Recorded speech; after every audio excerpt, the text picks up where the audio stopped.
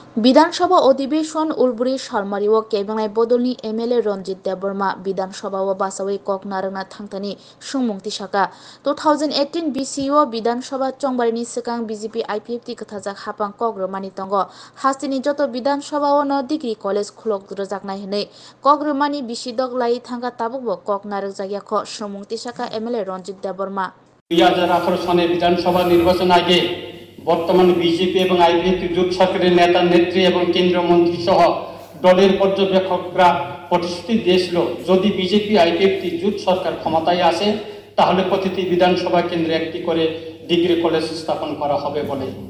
কিন্তু 5 বছর পেরিয়ে 6 বছর পূর্ণ হতে মাত্র 2-3 মাস বাকি রয়েছে। এডিসি এলাকা অথবা এসটি রিজার্ভ বিধানসভা কেন্দ্রে একটিও কোনো ডিগ্রি কলেজ হয়নি। আমার 24 রামচন্দ্রঘাট বিধানসভা কেন্দ্রে 6টি দ্বাদশ শ্রেণীর বিদ্যালয় রয়েছে। ক্লাস 12 পাস করার পর ওই 6টি স্কুলের ছাত্রছাত্রীরা ডিগ্রি পড়ার জন্য হয় খোয়াইতে যেতে হয় নতুবা আগরতলায় আসতে হয়। তাছাড়া ভর্তি নিয়ে নানা সমস্যা, গরিব ছাত্রছাত্রীরা ঘর ভাড়া করে পড়াশোনা করা খুবই কষ্ট হচ্ছে।